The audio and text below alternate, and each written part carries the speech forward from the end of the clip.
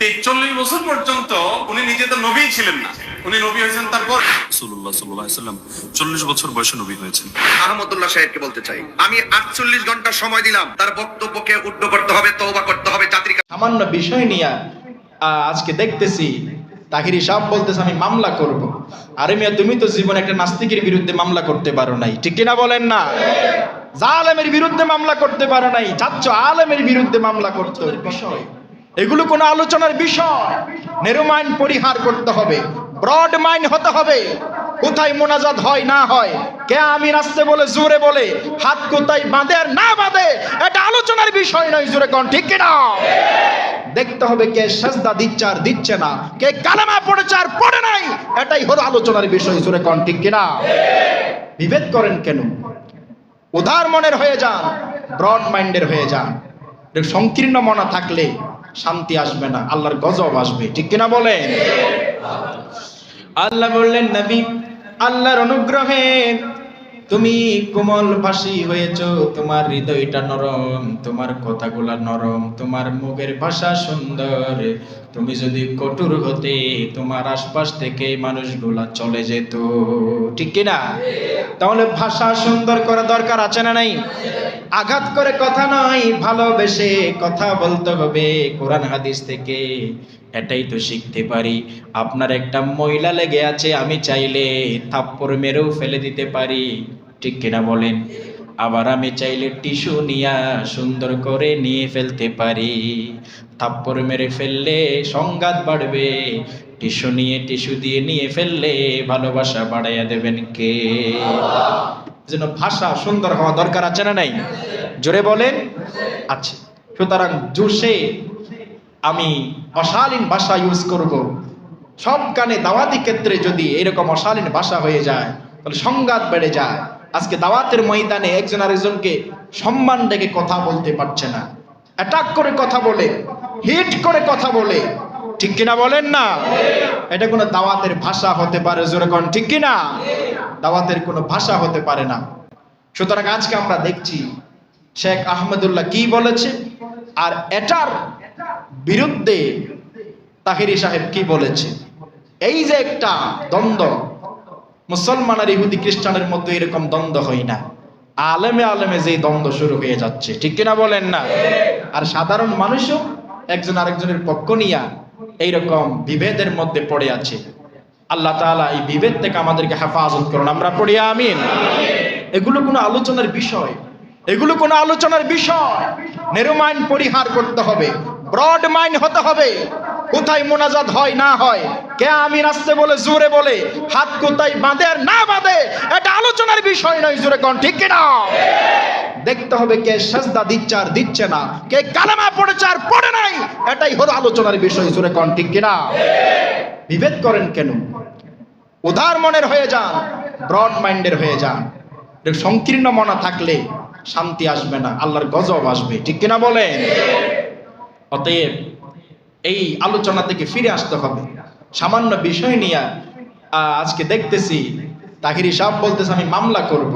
আরে মিয়া, তুমি তো জীবনে একটা নাস্তিকের বিরুদ্ধে মামলা করতে পারো নাই, ঠিক কিনা বলেন না? জালেমের বিরুদ্ধে মামলা করতে পারো নাই, চাচ্ছ আলেমের বিরুদ্ধে মামলা করতে। তোমার কপালে দুঃখ, দুর্দশা, লাঞ্ছনা, গঞ্জনা, ধিক্কার তোমার জন্য, ঠিক কিনা বলেন না?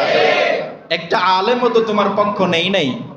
ওই যে নিজুম মজুমদার, যিনি ইসলামের বিরুদ্ধে মাঝে মধ্যে কথা বলে, সে পক্ষ নিয়েছে, ঠিক কিনা বলেন? অতএব আমরা বলবো, ওলামাই কেরাম এক একজন এক এক মতের হতে পারে। কেউ যদি মনে করে আমার মতটাই ভালো, তাহলে তার মতো বুকা, তার মতো জ্ঞানহীন ব্যক্তি ইতর আর কেউ নাই। যেরকম ঠিক কিনা?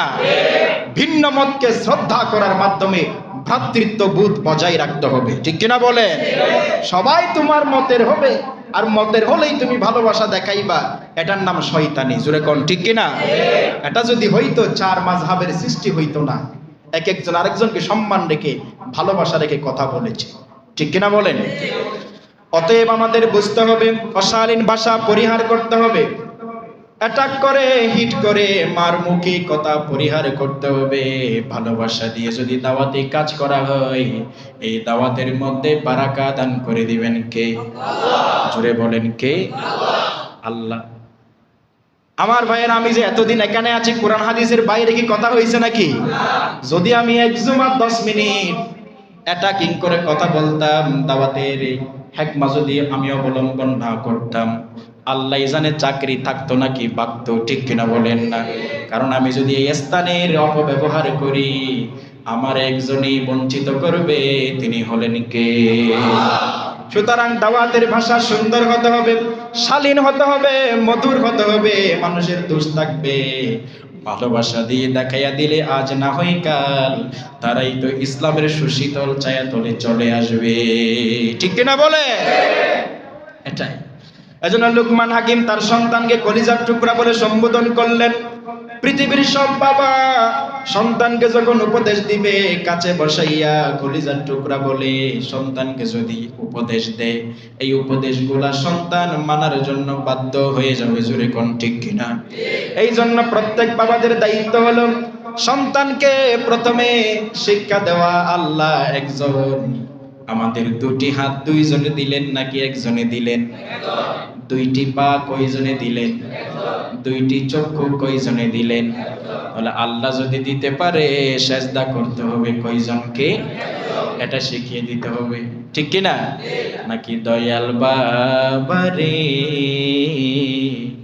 দয়া করো আমারে, আছে না নাই? বাবারে দয়া করেন কে? জোরে বলেন। বলতে হবে দয়াল আল্লাহ রে দয়া করো আমারে, সুবহানাল্লাহ বলবেন না? দয়া করতে পারেন কে? কেমন দয়া? আল্লাহ হাদিসে কুদসির মধ্যে বললেন, আমার বান্দা দুনিয়ার জমিনে গুনাহ মাফ চাইতে চাইতে আবার গুনার মধ্যে জড়াইছে, গুনাহ মাফ করাইতে পারে নাই, কিন্তু শিরক করে নাই, আমার সাথে কাউকে শরীক করে নাই, জীবনে একটা সেজদা দিলেও আমার জন্য দিয়েছে, সুবহানাল্লাহ বলেন। আমি আমার বান্দা কিয়ামতের দিন পাহাড় পরিমাণ গুনাহ নিয়েও যদি হাজির হয়ে যায়, আমি পাহাড় পরিমাণ ক্ষমা নিয়ে ওই শিরক মুক্ত বান্দার সামনে আমি হাজির হয়ে যাব, সুবহানাল্লাহ। তাহলে শিরিক কি করা যাবে নাকি?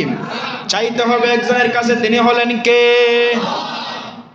সন্তান চাইব কার কাছে? দিতে পারেন কে? হাঁদি হাঁদি হইও মাই বাবার দরবার, কি আছে দেখবো আমার ভাঙা কোয়ালো, আছে না নাই? নাউজুবিল্লাহ বলেন না? তাকদীর পরিবর্তন করতে পারেন কে? আরে মিয়া, কেঁদে কেঁদে মসজিদে বলো, সেজদায় বলো, একজনে পরিবর্তন করতে পারে, তিনি হলেন কে?